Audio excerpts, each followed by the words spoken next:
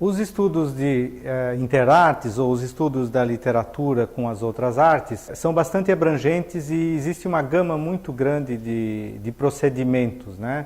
Desde, por exemplo, a questão da adaptação de filmes, de quadrinhos para filmes, ou de obras romanescas, de romances para cinema, ou a presença da pintura na poesia. As abordagens são múltiplas. O essencial é a gente não perder o ponto de vista teórico, né?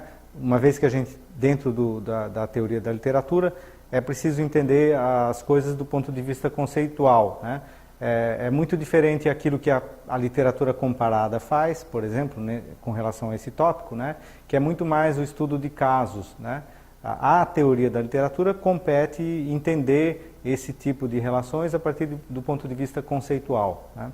É fundamental para isso a reflexão que a gente deve estabelecer sobre a relação entre escrita e imagem, né? Em primeiro lugar, para desfazer uma série de equívocos que correm quando se compara, por exemplo, a literatura e imagem, né, ou poesia e imagem, é preciso partir do ponto de vista de que a escrita é uma forma de imagem, né? A escrita é a imagem de um som, né? Uma imagem visual de um som, né? Essa questão que pode parecer um pouco óbvia, né? Ela é fundamental para a gente entender também a relação entre escrita e oralidade, que é uma relação fundamental dentro desses estudos interartes e dos estudos comparados, né? Dentro da teoria do Wilhelm Flusser, existe uma reflexão bastante pertinente sobre a relação da escrita e imagem, né? O Flusser, ele parte de uma compreensão diacrônica, né, de uma evolução que acontece na nossa cultura a partir do surgimento das primeiras imagens, né?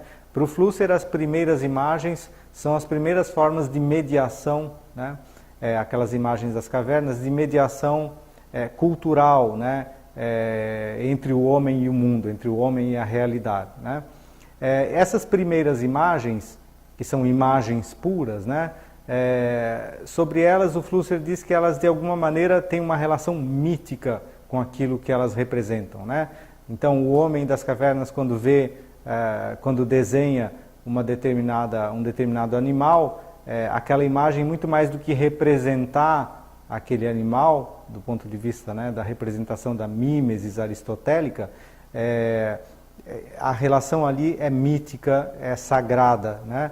Então, a relação do homem com a imagem, num primeiro momento histórico, para o Flusser, é uma relação mítica.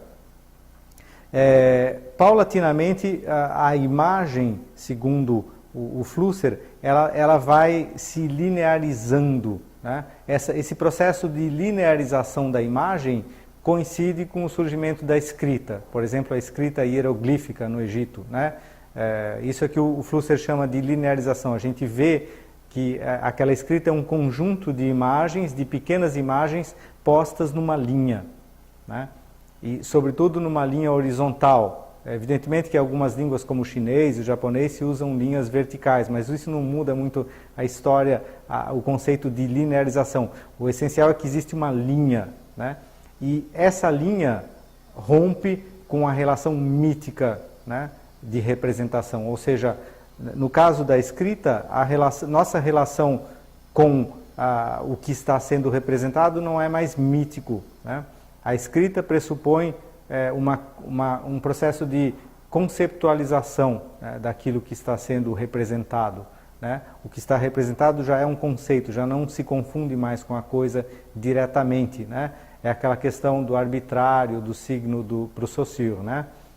Agora, mais do que isso, para o Flusser, essa linearização da escrita pressupõe a destruição da simultaneidade da imagem, né? O que é isso? Eu vejo a seguinte figura, né? Eu vejo essa figurinha que o Flusser costuma usar, né? Que é a de um homenzinho de pauzinho, né? Desenhado, né? Aquele desenho bem rústico, né? Ao lado dele um cachorro, atrás uma árvore, e sobre eles um sol, né? Então o Flusser explica que a minha percepção dessas imagens é sempre simultânea, né? Cada pessoa que olha para essa imagem vai criar uma ordem temporal diferente, né? Algumas pessoas vão ver o sol primeiro, outras vão ver o cachorro, outras vão ver o homem, né? E essa simultaneidade pressupõe uma série de relações lógicas. Eu posso começar dizendo que num dia ensolarado um homem sai com um cachorro, ou posso dizer o cachorro está com o seu dono num dia ensolarado. Quer dizer, a ordem ela pode ser mudada de acordo com o espectador daquela imagem, né? Não existe uma ordem fixa, já que a imagem pressupõe a ideia de simultaneidade. Nada vem antes, nada vem depois. Tudo se dá ao mesmo tempo, né? Já a escrita pressupõe um processo de linearização, né? Aquilo que o Flusser chama de historização. O surgimento da escrita, né, e a consolidação da escrita nas culturas antigas, no Egito, China, por exemplo, Índia, né, coincide com o surgimento da história. O conceito de história, para o Flusser, está intimamente ligado ao conceito de escrita, né? Porque o que significa a escrita? Significa que as coisas passam a ter um começo e um fim, e seguir um determinismo rigoroso entre o começo e o fim, né? Uma frase que começa com uma letra maiúscula e termina com um ponto, essa mesma frase não pode ser alterada sem que se altere o sentido, né? E isso é algo imposto pela escrita. A escrita impõe uma linearização e impõe o próprio conceito de história, né? Mais do que isso, o Flusser diz, o surgimento da escrita coincide com o gradual processo de desaparição da força mítica das imagens, né? Quanto mais a escrita se desenvolve e quanto mais as pessoas têm acesso à escrita, mais elas vão deixando de ter uma relação mítica e sagrada com as imagens, né?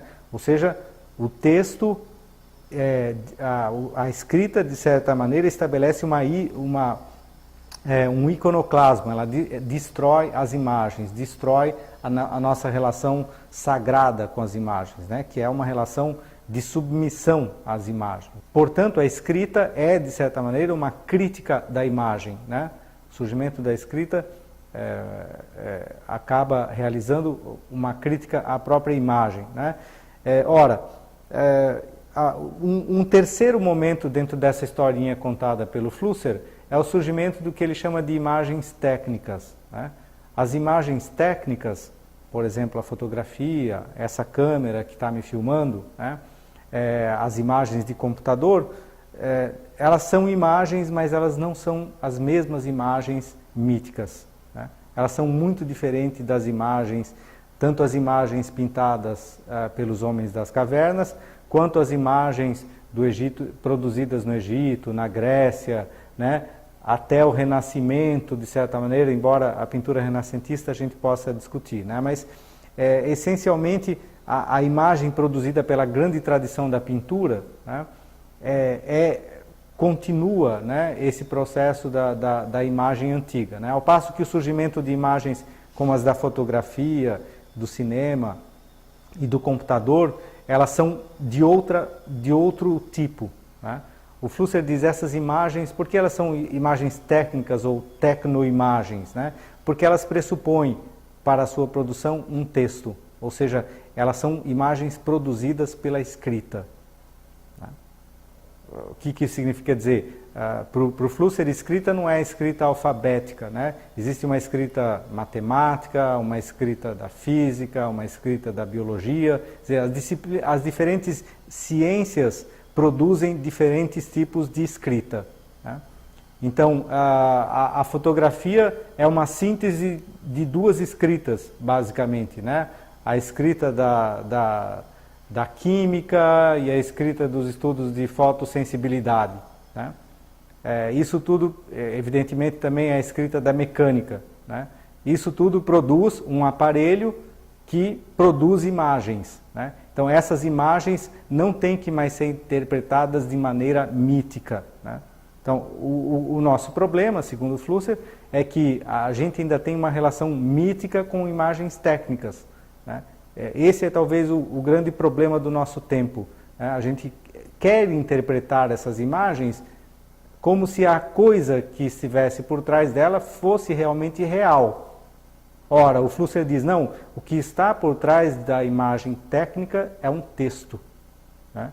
Então, a verdadeira compreensão dessas imagens tem que ser necessariamente a compreensão do texto que produz essas imagens, muito mais do que aquilo que elas representam, né? Isso significa dizer, em outros termos, para usar a terminologia do Flusser, que interpretar uma foto significa ter que interpretar necessariamente o processo fotográfico.